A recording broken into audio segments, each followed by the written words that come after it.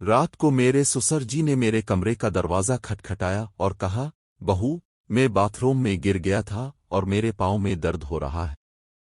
अगर तुम थोड़ी सी मालिश कर दो तो शायद मुझे कुछ आराम मिल जाए। मैंने कहा, आपको चोट लगी है तो आपने मुझे क्यों नहीं बताया? मैं आपकी बहू हूं, कोई अजनबी नहीं। फिर मैंने अपने ससुर को अपने बिस्तर पर लिटा दिया और उनके जख्मी पांव पर थोड़ा सा तेल लगाकर मालिश करने लगी। इसके बाद जो हुआ, मैं इसका तसव्वुर भी नहीं कर सकती। उन्होंने ताम बांधा हुआ था। मालिश करते करते गलती से मेरी नज़र ताम के अंदर जाकर रुक गया। मेरा हाथ जैसे जैसे ससुर जी के पांव पर हरकत कर रहा था, वो भी हरकत में आ रहा था और करवटें बदल रहा था। मुझे भी अपने अंदर कुछ हलचल महसूस होने लगी। मैंने हल्के से अपना हाथ इसके सर पर मारा तो वो गुस्से से फूंक मारा और अपना सर उठा लिया। मेरे ससुर ने अचानक मुझे ये कहानी सुनाई। आप उर्दू बेकपर सुन रहे हैं। दोस्तों, आज की कहानी बहुत ही दिलचस्प है।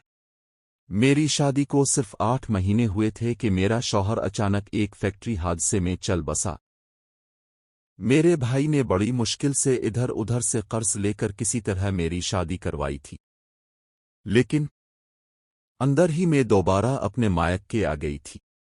मेरे मायके में मेरी माँ नहीं थी, इसलिए मुझे बहुत डर लगता था कि अगर भाभी कुछ कहेंगी तो मैं किसके आंचल में अपना मुंह छुपाऊंगी। मेरे माँ बाप नहीं थे, इसलिए डर और भी ज्यादा था।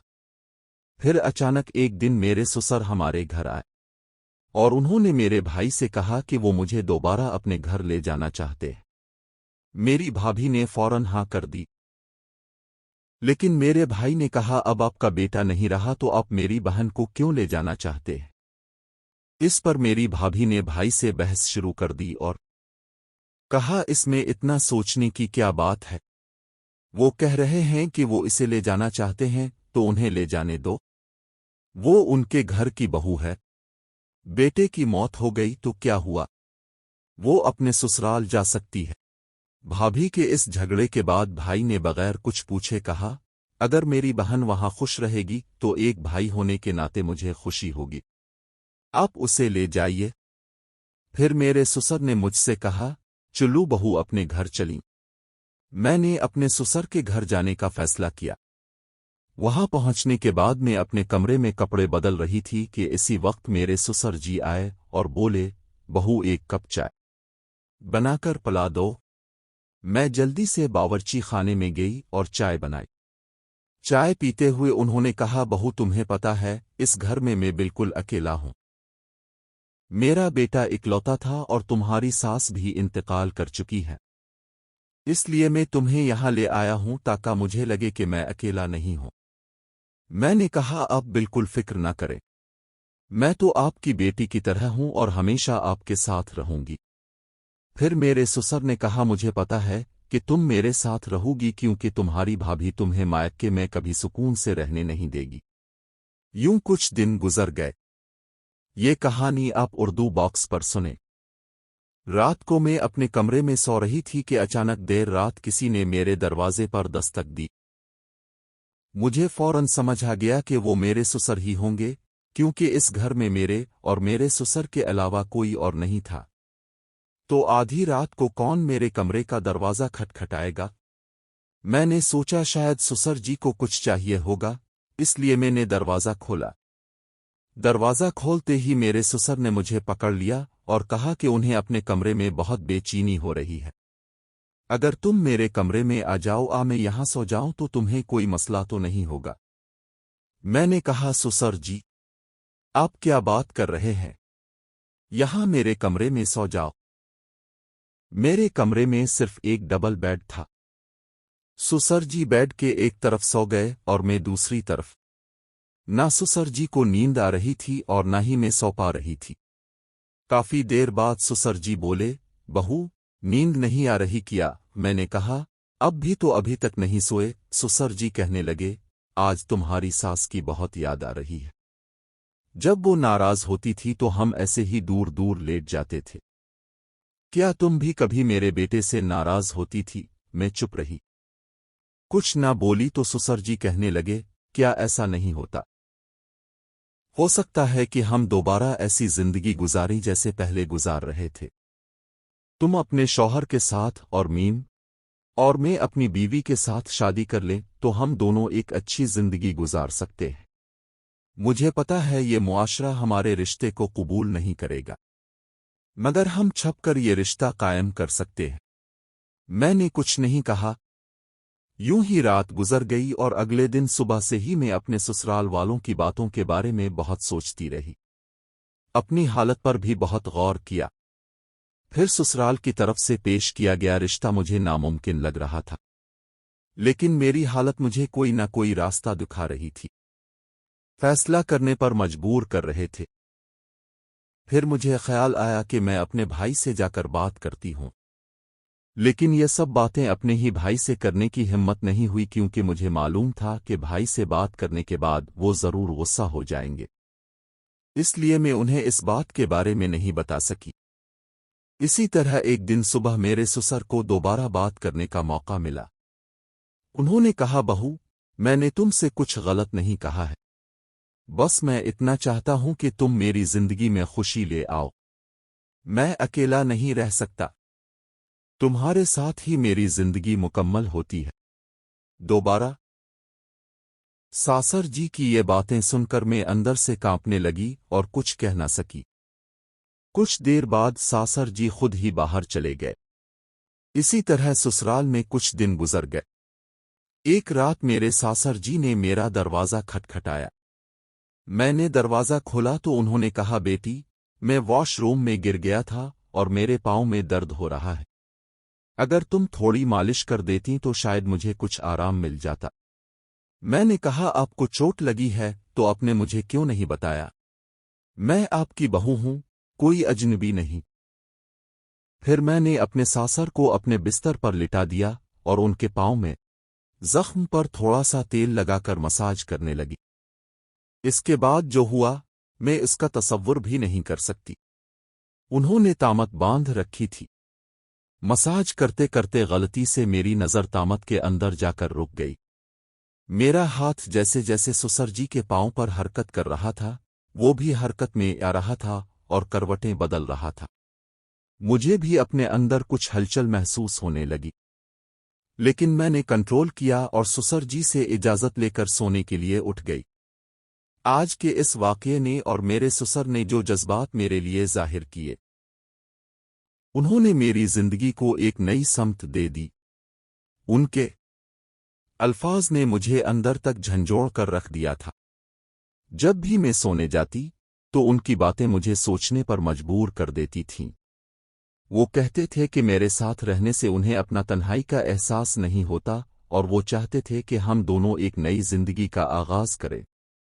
اس رات کے بعد میں خود کو بہت الجھن میں پاتی رہی اور میرے دل میں کئی سوال اٹھ رہے تھے کہ کیا یہ صحیح ہے؟ کیا یہ معاشرے کے اصولوں کے خلاف نہیں جائے گا؟ لیکن کہیں نہ کہیں میرے دل میں یہ بات بھی تھی کہ شاید میرے سسر واقعی تنہائی کا شکار ہے۔ میں نے بہت سوچنے کے بعد ان سے بات کرنے کا فیصلہ کیا۔ ایک رات جب سسر جی سو چکے تھے تو میں ان کے کمرے کا دروازہ کھٹکھٹانے لگی۔ انہوں نے دروازہ کھولا اور مجھے دیکھ کر تھوڑا حیران ہوئے۔ میں اندر گئی اور کہا، سسر جی، میں اب سے ایک ضروری بات کرنا چاہتی ہوں۔ انہوں نے مجھے بیٹھنے کا اشارہ دیا اور سنجیدگی سے بولے، کیا ہوا بہو؟ تم اتنی رات گئے کیوں آئی ہو؟ میں نے تھوڑی ہمت جمع کرتے ہوئے کہا، سسر جی، میں نے آپ کے پیش کیے ہوئے رشتے کے بارے میں بہت سوچا ہے۔ میں سمجھتی ہوں کہ اب تنہائی کا شکار ہیں اور آپ کو ایک ساتھی کی ضرورت محسوس ہو رہی ہے، لیکن اس رشتے کوئی بھی لوگ مجھے قبول نہیں کریں گے۔ اس رات کے بعد میں نے اپنے دل کی بے چینی کو کم کرنے کی کوشش کی۔ میں سمجھ چکی تھی کہ سسرال والے اپنے تنہائی سے بچنا چاہتے تھے، لیکن اس راہ پر چلنا ہمارے دونوں کے لیے غلط ہوتا۔ مجھے اپنی زندگی کی سمت کا فیصلہ کرنا تھا اور میں نے ٹھان لیا کہ اب میں اپنی زندگی کی باغ ڈور خود سنبھالوں گی۔ اگلی صبح میں نے اپنے بھائی کو فون کیا اور ان سے ملنے کی خواہش ظاہر کی۔ میں جانتی تھی کہ مجھے اپنی حالت کے بارے میں ان سے بات کرنی ہوگی، چاہے وہ کتنا ہی مشکل کیوں نہ ہو۔ ہاں، بھائی نے مجھے ملنے کے لیے بلایا اور میں ان سے ملنے کے لیے تیار ہو گئی۔ جب میں اپنے گھر پہنچی تو بھائی میرے چہرے کی الجھن سمجھ گئے۔ میں نے انہیں سب کچھ بتا دیا، ساسر جی کی باتیں، ان کے جذبات اور میرے دل کا بوجھ۔ بھائی نے میری بات غور سے سنی اور گہری سانس لیتے ہوئے کہا، بہن یہ ایک مشکل وقت ہے، لیکن میں ہمیشہ تمہارے ساتھ ہوں۔ تم نے جو فیصلہ کیا وہ درست ہے۔ تم نے اپنی عزت کو برقرار رکھا اور اپنے خود کے احترام کو نقصان نہیں پہنچنے دیا۔ اب تمہیں آگے کیا کرنا ہے یہ تم پر منحصر ہے۔ ان کی باتیں سن کر میرا دل ہلکا ہو گیا۔ میں نے بھائی سے کہا کہ اب میں اپنی زندگی کو نئے انداز میں جینا چاہتی ہوں۔ مجھے اپنے پاؤں پر کھڑا ہونا ہے اور اپنے لیے ایک راستہ بنانا ہے۔ میں اپنی پڑھائی پر دھیان دوں گی اور ایک نئی شروعات کروں گی۔ بھائی نے میری بات کا ساتھ دیا اور کہا، یہ تمہاری زندگی ہے اور جو بھی فیصلہ کرو گی میں تمہارے ساتھ ہوں۔ میں نے بھائی سے کہا اور رخصت لی کہ میں جلد ہی کسی نئے شہر جا کر اپنی تعلیم اور کیریئر پر توجہ دوں گی۔ اب میری ترجیح یہ تھی کہ میں ایسی زندگی بناؤں جس میں میں خود کو عزت دار محسوس کر سکوں۔ گھر واپس آنے کے بعد میں نے سسر جی سے بات کی۔ میں نے انہیں کہا، میں اب اس گھر کو چھوڑ کر جانا چاہتی ہوں۔ مجھے اپنی زندگی کو دوبارہ سنوارنے کی ضرورت ہے۔ میں جانتی ہوں کہ آپ اکیلے ہیں، لیکن اب آپ کو بھی اپنی زندگی میں تبدیلی لانی ہوگی۔ ہم دونوں کو آگے بڑھنا ہوگا۔ سسر جی نے مجھے گہرائی سے دیکھا اور آہستہ کہا، تم ٹھیک کہہ رہی ہو بہو۔ میں اپنی تنہائی میں صحیح اور غلط کا فرق کھو بیٹھا تھا۔ مجھے تمہارے سہارے کی ضرورت تھی، لیکن اب میں سمجھتا ہوں کہ ہمیں اپنی اپنی راہوں پر چلنا ہوگا۔ میں تمہارے فیصلے کی عزت کرتا ہوں۔ اس دن میں نے اپنا سارا سامان سمیٹا اور سسرال کو ہمیشہ کے لیے الوداع کہہ دیا۔ میں نے خود سے وعدہ کیا کہ اب میں اپنی زندگی کو اپنے خوابوں کے مطابق سنواروں گی۔ چند مہینوں کے اندر میں نے ایک نئے شہر میں داخلہ لیا، جہاں میں نے اپنی تعلیم مکمل کی اور ایک عزت دار نوکری حاصل کی۔ نوکری کے دوران مجھے ایک اچھا انسان ملا جس سے میں نے شادی کر لی۔ مجھے اس بات پر فخر تھا کہ میں نے ہر مشکل صورتحال کا مقابلہ کیا اور اپنی عزت نفس کو برقرار رکھا۔ اس نئے سفر میں خود کو پہلے سے کہیں زیادہ مضبوط اور خود مختار پایا۔ میں نے محسوس کیا کہ زندگی میں مشکلات آتی ہیں، لیکن اگر ہم اپنی راہ پر جمے رہیں اور صحیح فیصلے کریں تو ہمیں ایک نئی زندگی مل سکتی ہے، ایسی زندگی جو ہمارے خود اعتمادی اور وقار سے بھرپور ہو۔ دوستو، کہانی کیسی لگی؟ کمنٹ میں ضرور بتائیں۔ ایسی ہی مزید دلچسپ کہانیاں سننے کے لیے میرے چینل کو سبسکرائب کرنا نہ بھولیں۔ شکریہ۔